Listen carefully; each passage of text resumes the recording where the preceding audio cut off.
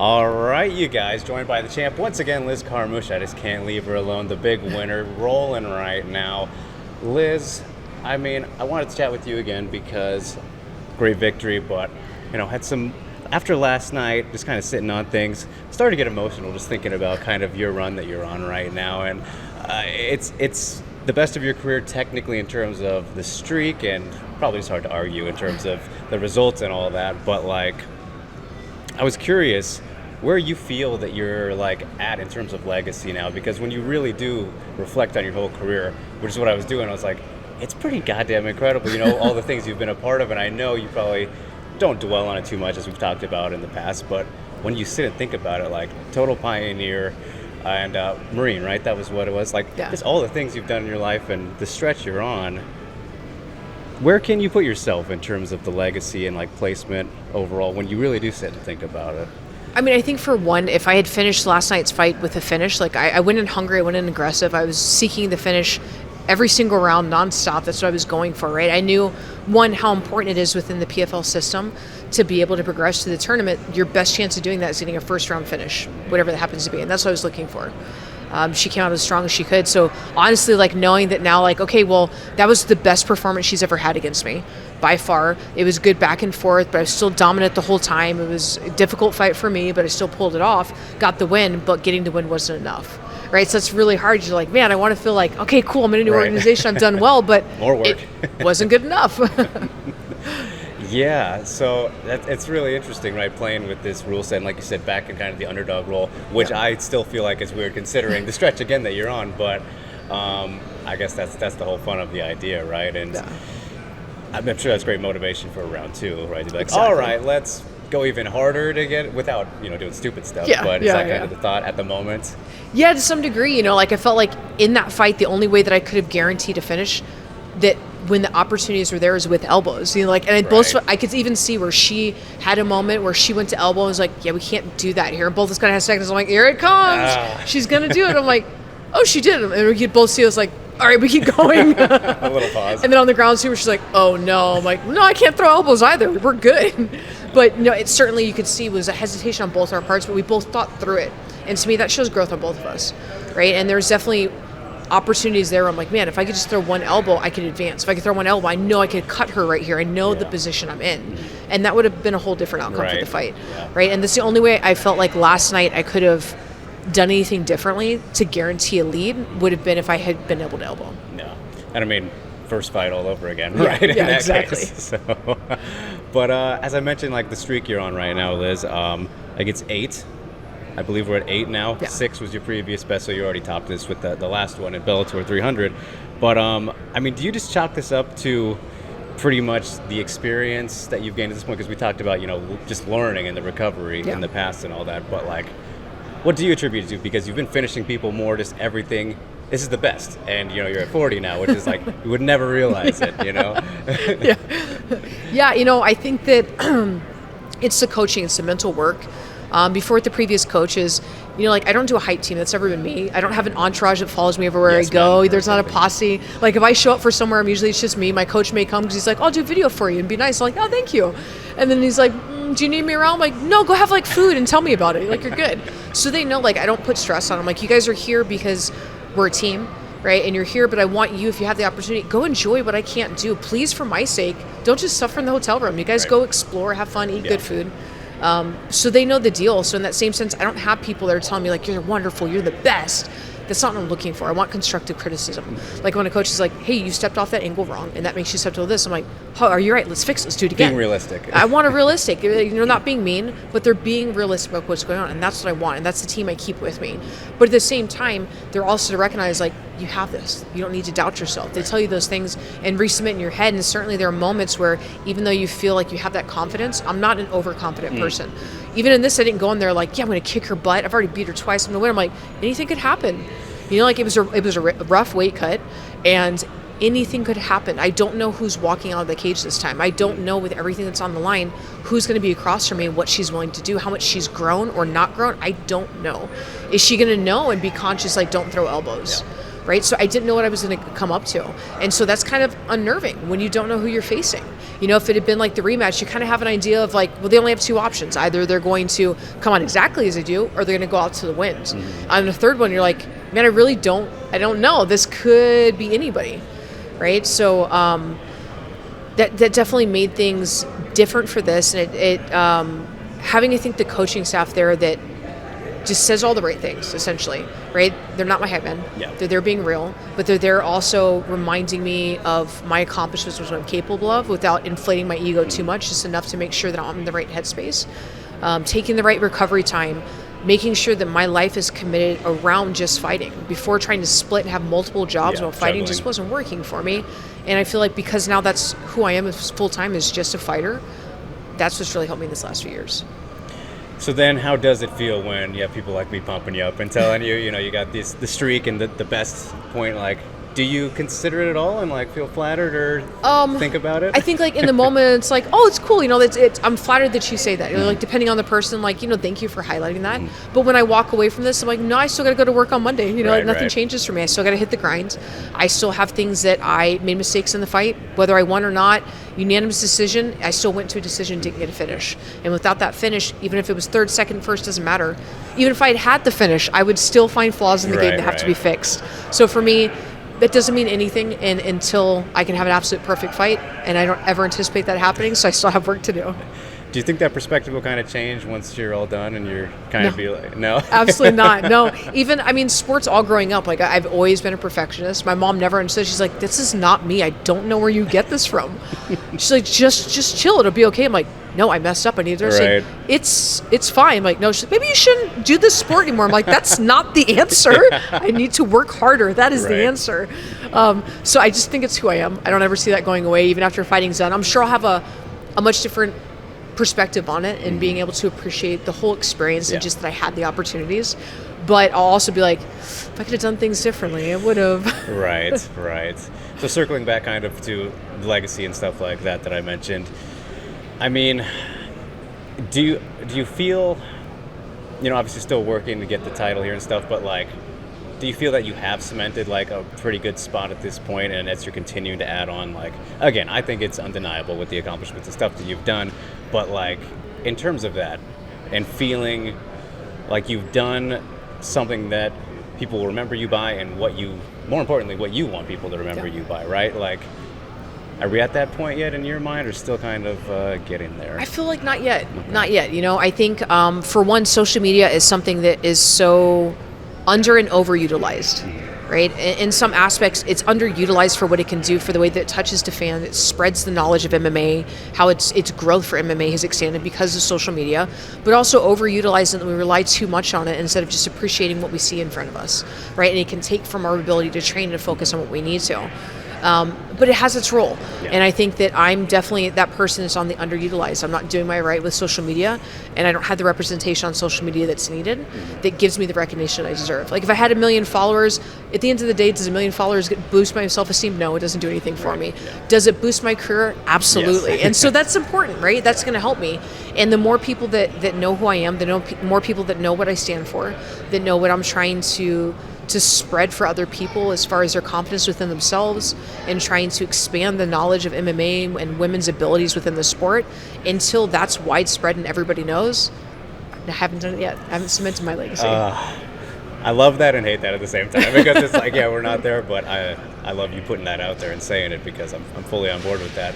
And so like, I mentioned the emotions and stuff too. Like what makes you emotional, Liz Carmouche? Like, because I know you're a stone cold killer and all that, but like, is there anything that triggers the the waterfalls or anything like? Animals get me. Oh man, like doing the whole farm life now and just like watching like a litter of kittens being born, right? And then one of them dying. Like I was there trying to resuscitate. It was dead. It was cold. It happened in the middle of the night, and I was just trying, like, I can make it work. And I'm like bawling my eyes. My wife's like, this is what happened. This is part of life. I'm like, it doesn't matter. It's a baby. It didn't do anything. And like, so pathetic, you know? And then like, even I was a wild child as a kid. Like I was that kid, like, I'm gonna go climb this tree. If I fall off and break my arm, that's okay. And like, I come back in, mom's like, what did you do? I'm like, nothing. You like duct tape it, put it back together, just keep on going, right? Like, You didn't see tears. There's nothing. But then watching my son do the same stuff, and I'm like, you can't. Right, you get it now. Oh my God, I can't. It's so like he's like, Mommy, watch this. I'm like, stop saying, Mommy, watch this. Say, Mama, don't talk to the other mom. Don't. He's like, he just knows it gets to me, and it's so hard. Like when he says, like, I just really miss you, and I'm so sad that you're gone because I miss doing these things. And I'm like, oh my God, my heart. It hurts, or seeing my wife like suffering through her different illnesses. Like she has a heart disease, she has autoimmune disease, and like seeing her suffer through those, still holding together the farm, still raising our son, and essentially doing as a single mom. And I'm in fight camp. Right. Like, man, I'm like, I have to, like. That definitely pulls. And I'm like, but I can't let it be a burden to hold me down and impact my training, because she's gritting through and she's sacrificing so I can do it. So it's definitely like all those things that gets me. And I'm like, but I've still got to be that stoic. Yeah. I'm still going to just quack it out and just keep on going. Got to use it positively rather than negatively. Yeah. So when I asked you about the causes you're passionate about a couple days ago, Media Day or whatever, you said that helping kids with autism and maybe animal stuff kind of combined, or however you could do it like that. Why that? Why specifically is that a thing you have had in mind? So with animals, I just felt like it's so many different points in my life when I was going through dark things and I was depressed and I had my own mental health issues. People weren't what connected me back, right? People were wanting to shy away from because I didn't want them to, I wanted to be a burden to them. I didn't want to put that on them.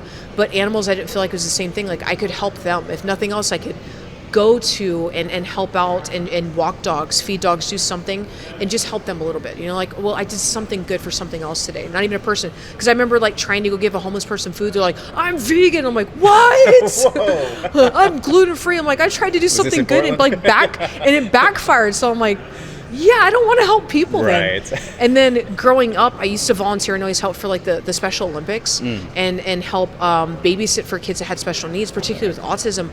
And I just always connected and felt like I had such a good bond with them, and I was able to see through the difficulties and like communicate on a level that worked for them.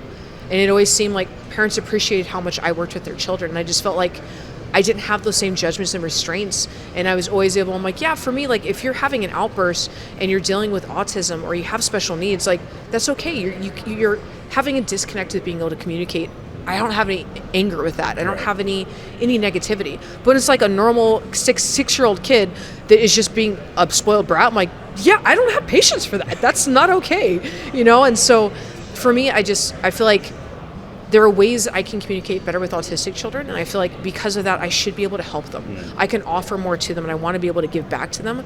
And I just think that our dogs can do that, and I have seen them do that. So I want to be able to grow a program wide enough that we can help autistic children so that they can be more independent, because some of the issues in not being able to communicate is knowing that they have to be dependent on other people for other things as they're trying to branch off to be a teenager or a young adult.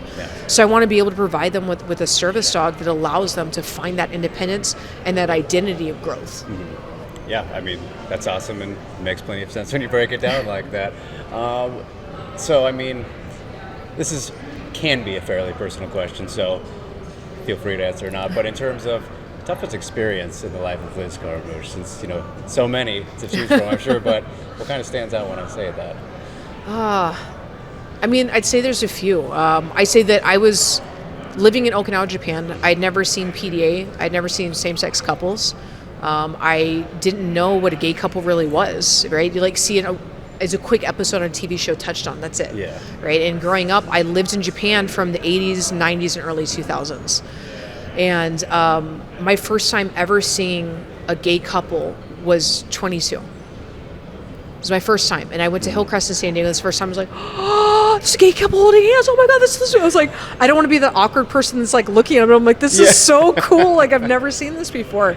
So coming out, it was such a struggle. Like I was going to a Christian school where they're telling me that by being homosexual, you're going to hell and you're going to burn and you're going to soul. So here I am in school, like I'm trying to be this good kid, and I'm not the one doing drugs. I'm not the one having premarital sex. I'm not partying. I work, I play sports, and I go to school. That's it. That's it. I'm a good kid. I'm not trying to get in trouble, but just because of this side of me that I'm not coming to terms with, I'm bad. Like that doesn't make any sense. Like I'm not the kid that's stealing from their parents and hiding things. Like I don't understand. Like I volunteer. I do all this good stuff. Like I don't get it.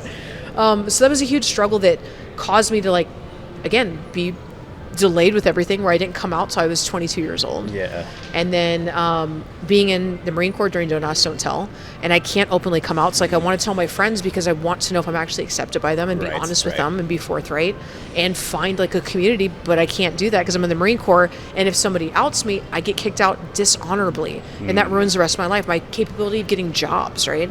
So I'd say like that struggle with the LGBT community was so difficult. And the placement where I found acceptance was MMA in many different ways, and that certainly helped soothe it. But I feel like having had that be such a distinct part of my developed side through my teenage years and my early adulthood still makes it such like a raw wound that's still a sensitive thing for me. So it's kind of interesting, like I think about obviously the times having changed, right? And how much different if it wasn't a struggle for you to do that, but at the same time it's like, well, that shaped you kind of to get here, right? So you can't really do the what if with that, right? Yeah, there, like I love doing the what if games. I love like, what if you did this? But like I'm definitely that person. Like, yeah, I entertain all the what ifs. It's so much fun, like in my mind, just to go down these paths. But the reality is I think if anything had been different, I wouldn't be where I am today. I wouldn't be who I am today, which means I wouldn't have my son. I wouldn't have my wife. I wouldn't be succeeding in MMA. Like if things had gone right, I would have gone to the United States and I would have played soccer. And okay, now on that what if, did I get injured or did I make a full soccer career? Was I as good as I thought I was? And like, there's more what ifs that factor there. But that would have deviated my course from joining the military. Not joining the military means I wouldn't have come out because I wouldn't have made the friends that helped me find that within, embrace that within myself. I wouldn't have then gotten out because of that experience and pursued MMA, like all of those things. One little adjustment I feel like would have changed the whole path, and I would not be where I am today. So I was mentioning, this great stretch again and where we are in your life and career. What is the worst injury? You mentioned have you had like a really significant one? I have. After my career is done, I'll disclose every injury. I've had some pretty bad injuries. I've had some pretty bad injuries, pretty bad sicknesses. Definitely things to consider in the weight cut that can definitely potentially cause death. Like I will say one thing openly that I don't think I talk about enough is I feel like every fighter, particularly if you're going amateur into pro, should have to do a DEXA scan. Okay. A VA2 max scan and a CO2 scan. What that does is it tells you what your lean mass is, right? So in other words, what's the lowest you can cut to without killing yourself? Right. I have discovered the lowest I can cut to is pretty freaking close to 125. So that's why when I watch girls and they're struggling and they're 3 inches, 4 inches shorter than me and they don't look sucked up and they're struggling to make weight, and I'm like, hey, not only did somehow my body magically manage to still menstruate, so my body wants to hold water, which it should physically not be able to because I'm at 5% body fat, shouldn't work, but also I'm at my lean mass where I'm now pulling for my organs, I'm risking death because there's no fat protecting my organs and my brain. So to watch you guys struggle when you have 10 more pounds, that just means that you had absolutely no discipline in your fight camp. I can be disciplined the entire fight camp and it still doesn't matter fight week. It's still going to be a horrible weight cut that I'll save face and I'll play cool, but it's still really bad on my body. So, I mean, I did want to ask you about this too, potentially off camera or whatnot, but like we just mentioned the weight cut. How was it this week? Because you were the second to last person and still nailed it, but I was getting a little worried, But, yeah, you and me both. Yeah, in some ways, and that's always the thing, like it's so weird with my weight cuts because it starts off in the weight cut, it's like, hey, I felt great. That first session, lost a few pounds, feel good, this is going on track. Go on to the next one, because like between them you feel more and more drained as you go through sessions. Right. And then it's like, oh yeah, that last sauna session only pulled 0.1. And I feel energetic, but it didn't pull anything. The next one, okay, we pulled 0.2, but now I feel dead. Yeah. Right? And so you're always going through that. So it's like, man, I'm trying everything. But again, like my body magically has the ability, which physically for women, if you're under 12% body fat, you're not supposed to menstruate anymore. Right? Because it's just, you're not supposed to. You don't have any more. You don't have enough fat to be able to produce that. My body magically goes, I don't care. Okay, here we go. You can be 0% body fat, and so that becomes a struggle that I'm not the person that's ever going to complain like, hey guys, I'm sorry, I got other things going on. That's why I'll never say anything, but it's certainly a consideration and plays a role, right? It plays a role both in the mental game, it plays a role in how well I can weight cut, all of it. So yeah, this weight cut sucked. Did I play off and do my best and do everything I needed to? Yeah, but I was in there cutting weight for 12 hours. Jeez, I don't know how you do it. We can save the other potential stories for later, like you said. But all right, on that note, Liz, always amazing getting to catch up with you, and we can leave it off there and relax, enjoy the rest of San Antonio while we have it. I'm about to leave actually, so nice. On that note, congratulations again, and thanks so much for letting me bother you. Like Thank I you said. so much. Yes.